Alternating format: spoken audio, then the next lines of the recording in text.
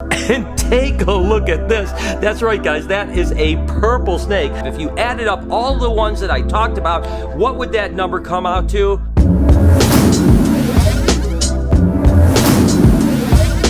Hey, good morning everybody, and welcome to the vlog. I hope the start of your day is absolutely wonderful. You know, people ask me all the time, Brian, how many reptiles do you actually have? So I figured maybe I'd try to answer that question in today's vlog. I'll do the absolute best I can. I'm not sure exactly how I'm going to tackle it, but I'm thinking maybe we can go over to BHB and start there. Over here at BHB, we have the colubrid aisle that is basically here, and these are all of my adult colubrids. This is a hypo Arizona mountain king snake that just shed and looks absolutely gorgeous. Again, I mentioned before that these guys are actually going into hibernation literally next week. And of course, we have our Pueblan milk snakes. This happens to be an apricot Pueblan milk snake. And we have just tons of stuff. Corns, kings, milks, racks, all of that type of stuff. Obviously, we have albino Honduran milk snakes right here. Absolutely gorgeous animals. Bullseye albino Nelson's milk snake, which look a little bit similar to the albino Honduran, but they're a completely different species. Stay much smaller, obviously, than the Honduran milk snake. Everglades rat snakes here. This is an albino Everglades. We even have our rhino rat snakes over here getting ready for hibernation.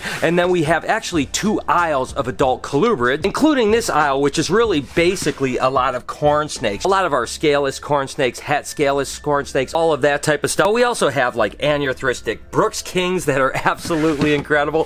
Pink-eyed leucistic Texas rats. Take a look at how gorgeous that little monkey is. Of course, we have greenish rat snakes, one of my favorite animals, but Lori's not a huge fan of them, but I just think they're absolutely incredible. And even all of our Mexican black king snakes. So I would say all in all, when it comes to adult colubrids, we probably have, I don't know, maybe several hundred of them. Back over here at the Reptarium, ZoomEd actually donated all of these skyscrapers, which are 18 inches by 18 inches by 36 inches tall. And we keep a bunch of different things in it, like this beautiful hypo Honduran milk snake named Peaches, which is just absolutely a great animal, a real ambassador. You know, when kids come and want to see a milk snake, I always pull Peaches out because she is such a sweetheart. And that's the same size tank that we keep all our dart frogs in too, of course, with a universal rock backdrop with a waterfall in it. These are the Azuris, the absolutely gorgeous dart frogs, but all of our dart frogs are kept in the ZoomEd skyscrapers. This is our adult leopard gecko aisle. These guys are also about ready to go into hibernation here in the next week or so. Now, they don't get cooled down as much as the colubrids do, but just to give you an idea, I mean, just take a look at some of these monkeys here.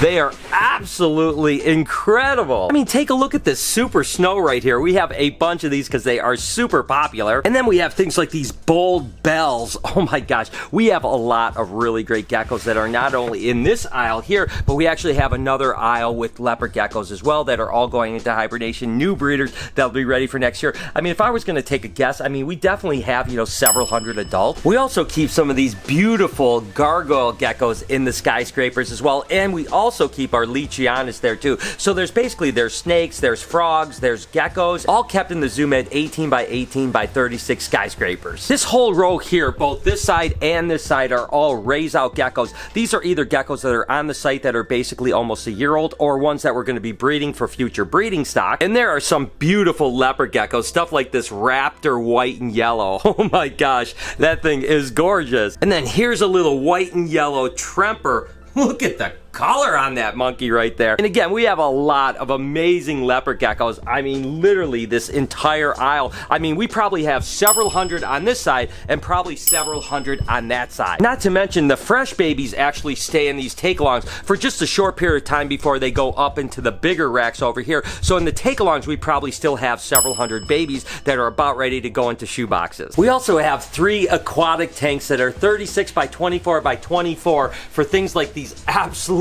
ridiculous mata turtles. One of the things that's always really important when you're breeding snakes is to have a bunch of raise outs. So you're going to be raising up a bunch of stuff like this high white, black and white Cal King. Whoo, dog it. What a ripper that animal is. And take a look at this. That's right, guys. That is a purple snake. This is actually a lavender snow California king snake.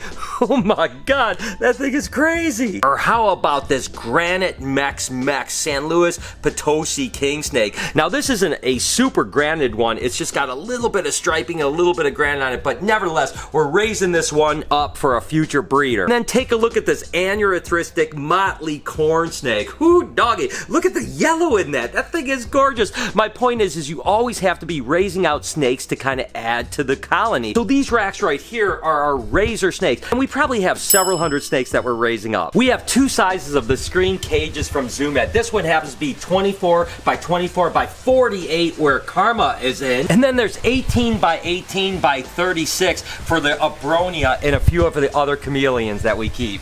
Then in the same shoebox system, we actually have the snakes that we have for sale, like this unbelievable scaleless Texas rat snake, or this cute little rhino rat snake. You guys see the adult rhino rats that are bright green and so beautiful, but as babies, they're born like this, almost a grayish brown color, and then they eventually turn to that gray color. I just love these little monkeys. Or even things like this T-positive Nelson's milk snake. Look at how gorgeous that thing is. Regardless, we definitely have several hundred baby snakes always in these rack systems ready for sale on the website. As you know, we built a lot of the cages at Universal Rock. This is Lucy's cage right here. That's 10 foot by 8 foot by 7 foot tall. Down this aisle here are all our adult ball pythons. Things like this lavender albino that's actually het for pied.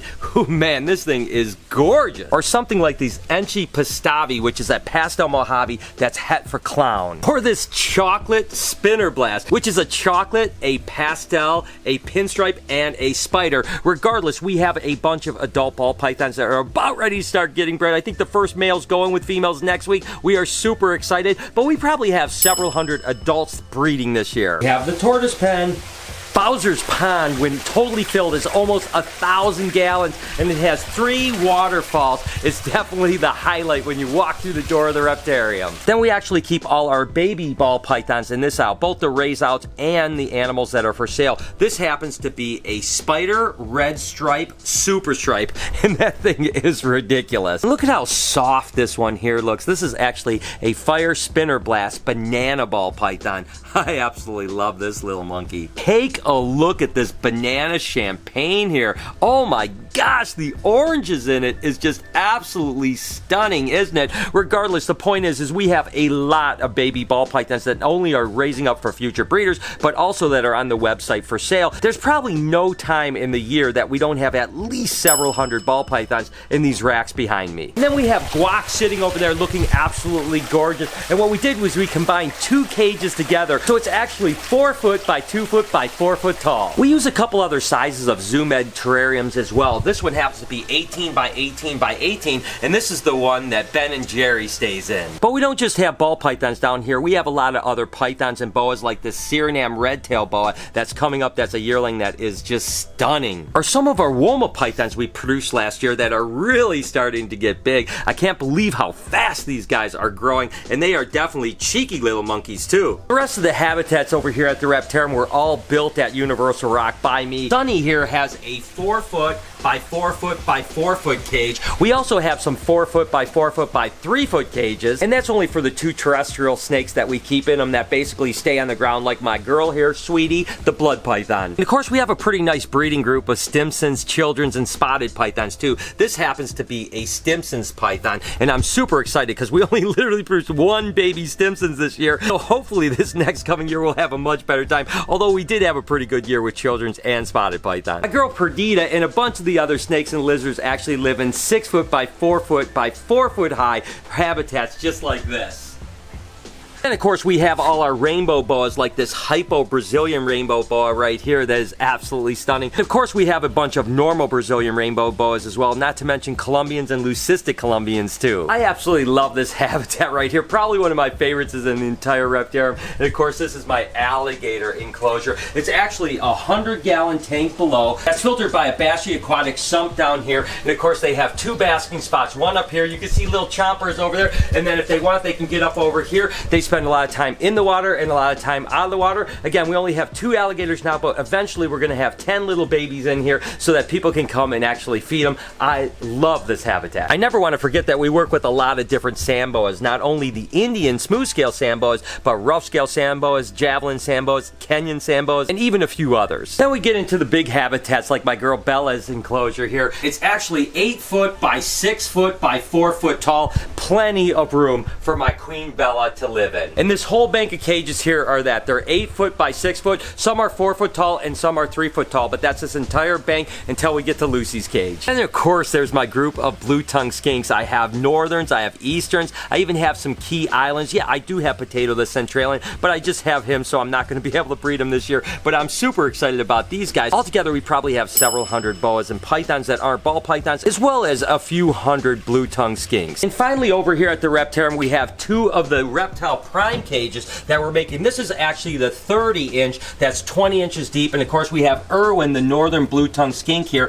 and this is the exact backdrop that actually will be offered along with the 30-inch version of Reptile Prime. And then of course we have a 36 by 20 as well. Of course, that's where Night Fury lives. Look at how gorgeous he is, and he loves all of the terracing that's in this cage. It's absolutely perfect for him, of course, until he gets a little bit larger. That's not to mention all the one-off stuff we have, or small groups that I haven't mentioned. Literally, guys, you know, it's only a 15-minute vlog or so, so I could stay here for 3 hours if I wanted to cover every animal I have. So all in all, we have frogs, we have lizards, we have snakes, and we even have tarantulas and scorpions here at the Reptarium. I don't know, if I were gonna guess, I would say we probably have, you know, several hundred animals over here. So I guess all in all, that kind of covers the collection and how many animals I have. If you added up all the ones that I talked about, what would that number come out to?